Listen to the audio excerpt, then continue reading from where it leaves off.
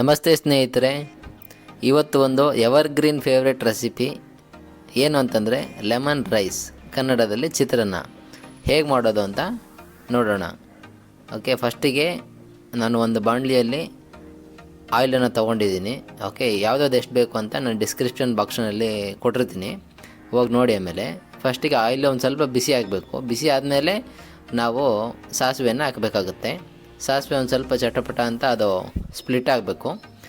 ಅದಾದ ನಂತರ ಯಾವ ಪ್ಯಾಟ್ರನಲ್ಲಿ ಹಾಕ್ತೀನಿ ಅಂತ ಒಂದು ಸ್ವಲ್ಪ ಅಬ್ಸರ್ವ್ ಮಾಡಿ. ಈಗ ಫಸ್ಟ್ ಸಾಸಿವೆ ಹಾಕಿದ್ದೀನಿ, ನೆಕ್ಸ್ಟು ಕಡಲೆ ಬೀಜ ಹಾಕ್ತಿದ್ದೀನಿ ಅಲ್ವಾ. ಫಸ್ಟಿಗೆ ನಾವು ಕಡಲೆ ಬೀಜ ಹಾಕಿದರೆ ಅದು ಆಲ್ರೆಡಿ ಎಂಡಿಂಗ್ ಟೈಮಲ್ಲಿ ಬ್ರೌನಿಷ್ ಆಗಿಬಿಡುತ್ತೆ. ಹಾಗಾಗಿ ಸೇಮ್ ಪ್ಯಾಟ್ರನ್ನ ನೀವು ಕೂಡ ಫಾಲೋ ಮಾಡಿ.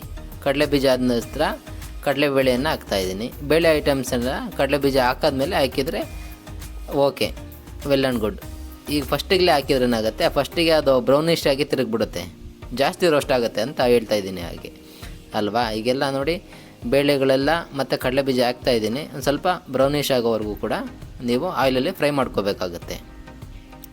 ಇದಾದ ನಂತರ ನಮಗೆ ಖಾರಕ್ಕೆ ಈರುಳ್ಳಿ, ಟೊಮೊಟೊ ಈ ಥರದನ್ನೆಲ್ಲ ನಾವು ನೆಕ್ಸ್ಟು ಹಾಕಬೇಕು. ಫಸ್ಟ್ ಬೇಳೆ ಐಟಮ್ಸ್ ಎಲ್ಲ ಹಾಕಾದ್ಮೇಲೆ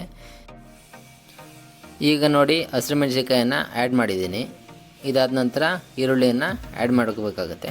ನೀವು ಕೂಡ ಸೇಮ್ ಪ್ಯಾಟ್ರನ್ನ ಫಾಲೋ ಮಾಡಿ, ಏಕೆಂದರೆ ನಮಗೆ ಈ ರೀತಿ ಮಾಡೋದ್ರಿಂದ ಫ್ಲೇವರ್ಫುಲ್ಲಾಗಿ ಬರುತ್ತೆ. ನೋಡಿ, ಹಸಿರುಮೆಣಸಿಕಾಯಿ ಫಸ್ಟಿಗೆ ಹಾಕಿರೋದ್ರಿಂದ ಆ ಎಣ್ಣೆಯಲ್ಲಿ ಆ ಹಸಿರುಮೆಣಸಿಕಾಯಿ ಬೀಜ ಎಲ್ಲ ಇರುತ್ತೆ ಅಲ್ಲ, ಅದು ನೀಟಾಗಿ ಖಾರ ಬಿಟ್ಕೊಳ್ಳುತ್ತೆ.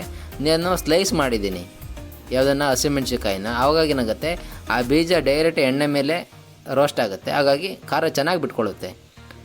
ಆ ರೀತಿಯೇ ನೀವು ಕೂಡ ಸ್ಲೈಸ್ ಮಾಡ್ಕೊಳ್ಳಿ. ಇದಾದಮೇಲೆ ನಾವು ಕರ್ಬೇವಿನ ಸೊಪ್ಪನ್ನು ಆ್ಯಡ್ ಮಾಡ್ತಾಯಿದ್ದೀನಿ.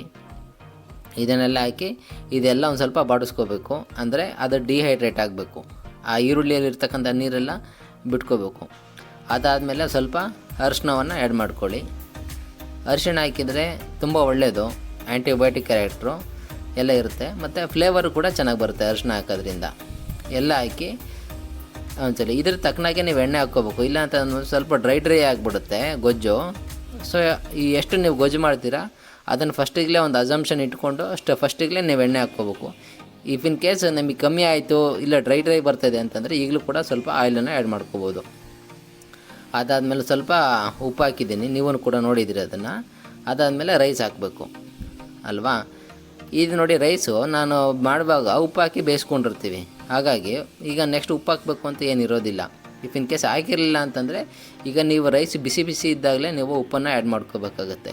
ಬಿಸಿ ಬಿಸಿ ಇದ್ದಾಗ ಉಪ್ಪು ಏನೇನು ಹಾಕ್ತೀವೋ ಅದೆಲ್ಲ ಮೆಲ್ಟ್ ಆಗಿಬಿಡುತ್ತೆ ಅಲ್ವಾ. ಇಷ್ಟು ಪ್ರೊಸೆಸ್ ಆಗಿದೆ ಈಗ ನಮ್ಮದು. ಈಗ ನಾನು ಗ್ಯಾಸ್ ಸ್ಟವನ್ನು ಆಫ್ ಮಾಡ್ಕೊಂಡಿದ್ದೀನಿ. ಇದಾದಮೇಲೆ ಕೊತ್ತಂಬರಿ ಅಲ್ವಾ. ಈಗ ನಿನ್ನ ರೈಸ್ ಬಿಸಿ ಇದೆ, ಆ ಬಿಸಿ ರೈಸ್ ಮೇಲೆ ನಾನು ಕೊತ್ತಂಬರಿ ಮತ್ತು ತೆಂಗಿನ ತುರಿ ಅದನ್ನು ಹಾಕ್ತಾಯಿದ್ದೀನಿ. ತೆಂಗಿನ ತುರಿ ತುಂಬ ಫ್ಲೇವರ್ ಕೊಡುತ್ತೆ, ಆ್ಯಕ್ಚುಲಿ ಮೇಜರ್ ರೋಲು ಆ್ಯಕ್ಟ್ ಮಾಡುತ್ತೆ ಇದರಲ್ಲಿ. ಮಕ್ಕಳಿಗೆಲ್ಲ ತುಂಬ ಇಷ್ಟ ಆಗುತ್ತೆ ನೀವು ತೆಂಗಿನ ತುರಿ ಹಾಕಿದರೆ. ಹಾಗಾಗಿ ನೆಕ್ಸ್ಟು ಇದು ನೋಡಿ, ಇಲ್ಲೆಲ್ಲೋ ಟೊಮೊಟೊ ಬಳಸಿಲ್ಲ, ಹಾಗಾಗಿ ಹುಳಿಗೆ ಲೆಮನನ್ನು ಆ್ಯಡ್ ಮಾಡ್ತಾಯಿದ್ದೀನಿ. ಲೆಮನ್ ರೈಸು ಮಾಡಿರೋದು, ಇದು ತುಂಬ ಫ್ಲೇವರ್ ಆಗಿರುತ್ತೆ, ಚೆನ್ನಾಗಿರುತ್ತೆ, ಮಕ್ಕಳಿಗೆಲ್ಲ ಇಷ್ಟ ಆಗುತ್ತೆ.